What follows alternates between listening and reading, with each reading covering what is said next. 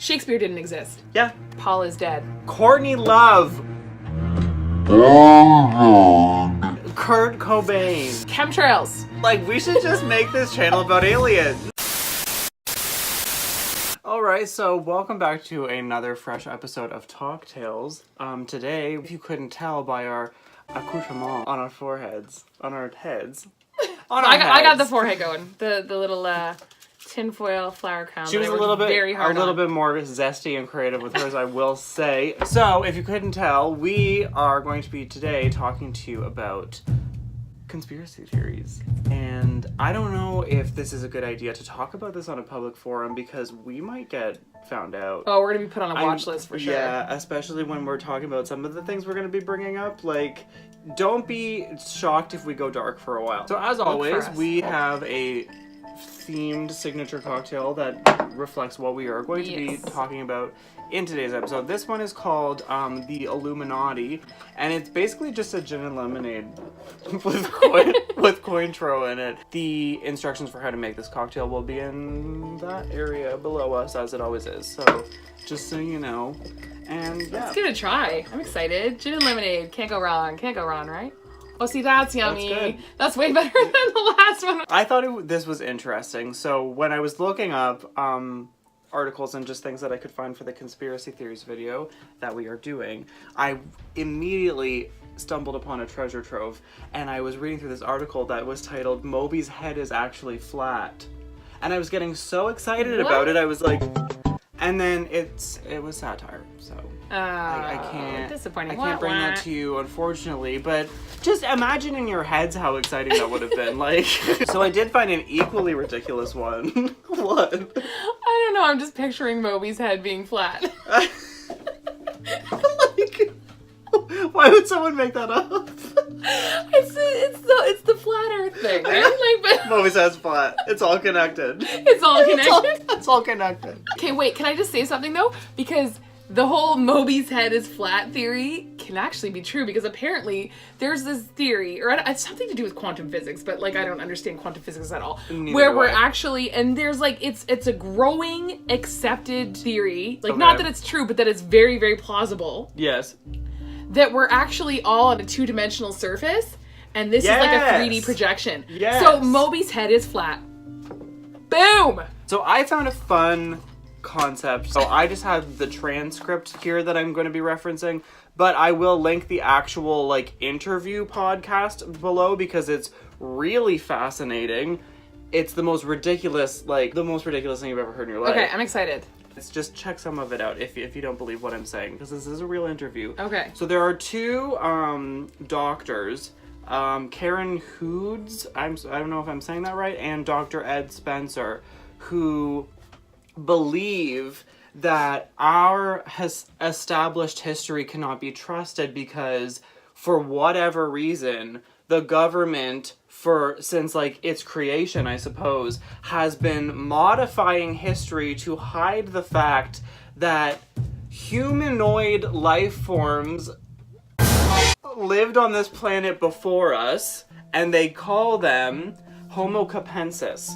Like, this is a new race of human beings. Okay. So they're large-brained hominids. So they're human in essence, but there's something off about them. They're a different species. Every detail that we've had about the Earth through the Ice Age to now has been altered to write these things out of history.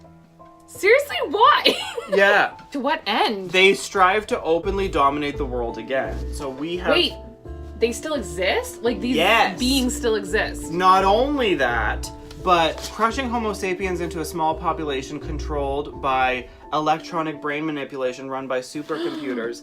And these two believe that the government and parliament in general, is aiding these beings into supremacy.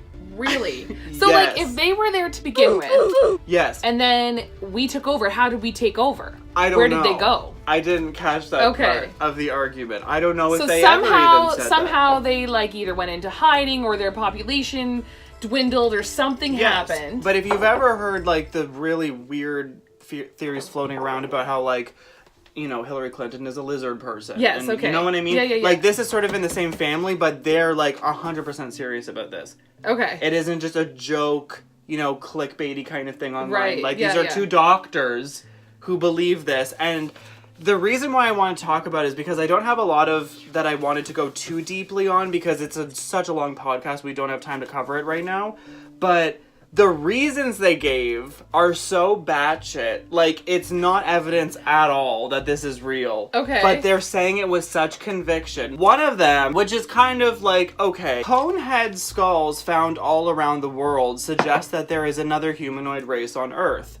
Brian Forrester's preliminary DNA work shows that they are not human. So they have found skulls around the world with, like, the elongated But I always thought that was aliens.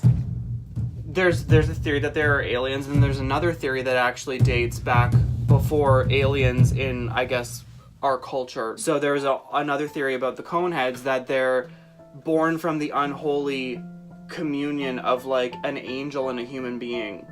Oh, whoa. Yeah, have you heard that one? No. I haven't heard of that either until I went digging a little bit. That is... Yeah, so they're either aliens... Wow.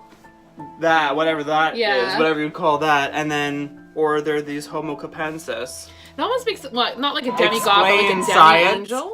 If What? you're like the child of like an angel, It would like be if like you're a the child of like a demigod. human and a god, Yeah. you're a demigod. So if you're a child of a human and an angel, you'd be a demi-angel, Right. I would assume. Yes. Another really dumb evidence point that they have is megalithic structures built all around the world must have been built by the Homo Capensis because of, how were the pyramids built? How was Stonehenge built? What are they like physically a lot stronger too or something?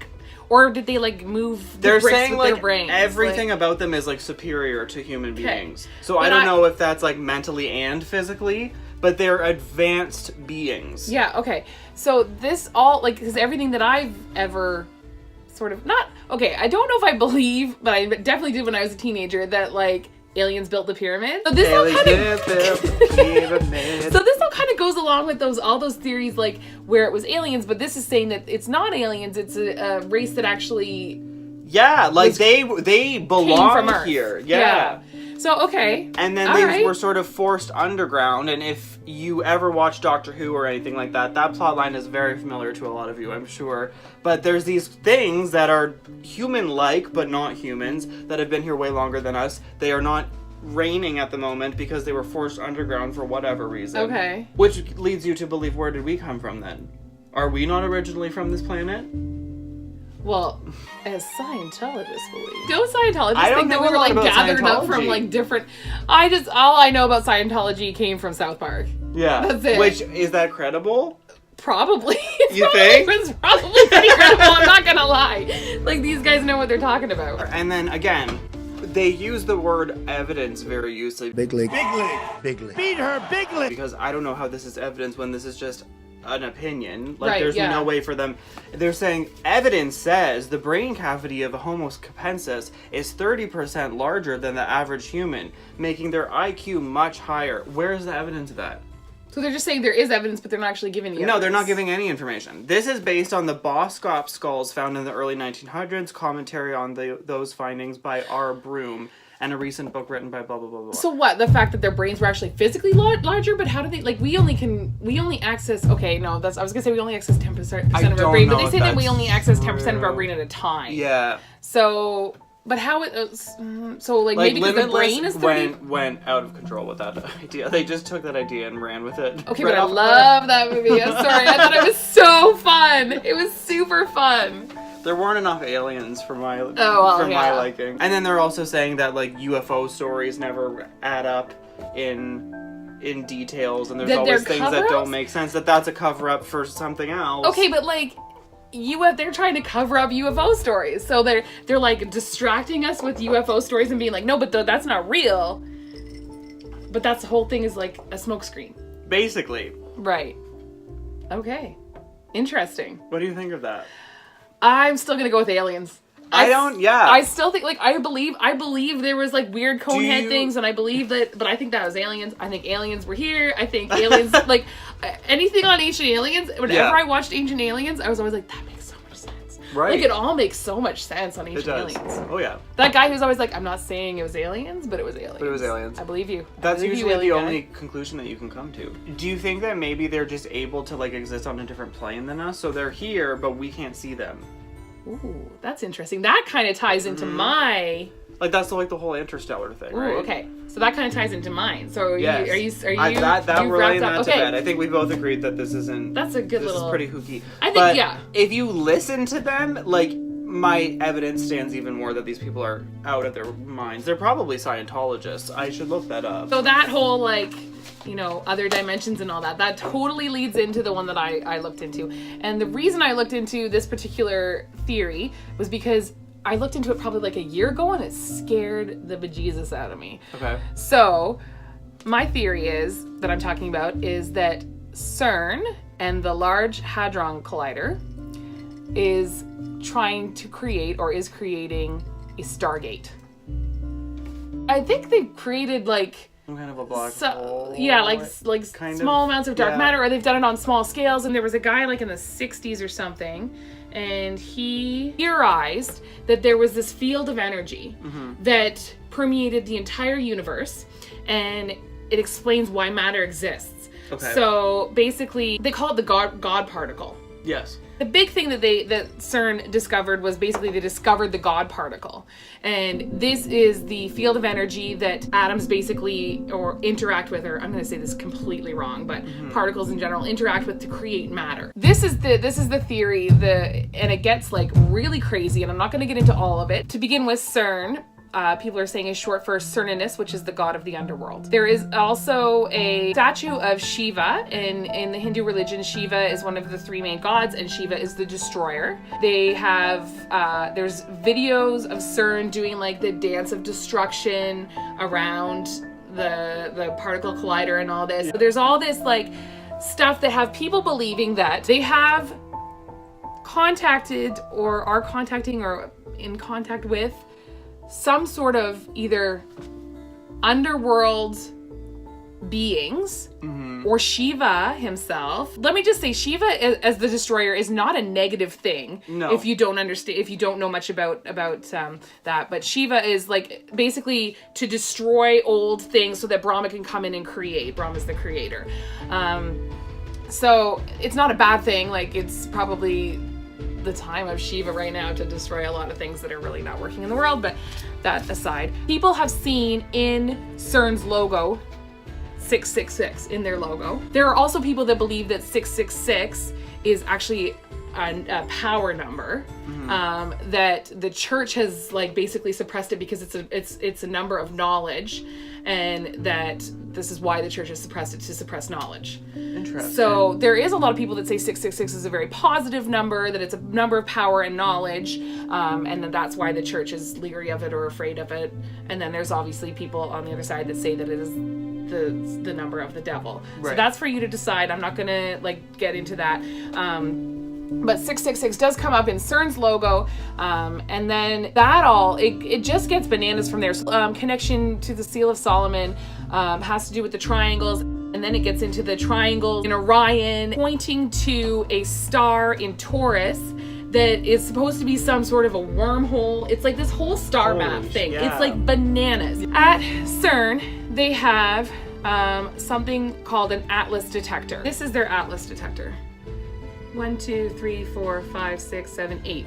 8 spokes. The 8-armed cross, the 8-rayed star, the 8-armed cross, the 8-wheeled spoke represents the alignment in space and time of the divine cross above and the terrestrial mundane cross below. Now, curiously enough, this alignment only happens once every 13,000 years. So it's a particle detector is what it does. And I read something or I watched something that said that it basically detects the God particle. If you look at the Vatican, outside Vatican, 8-spoked wheel. So the theory being that all these people basically know or are trying to connect to a Stargate or recreate a Stargate. Let me go into one other thing. I'm kidding. You like scare the crap out of interdimensional beings like coming through my fireplace or something.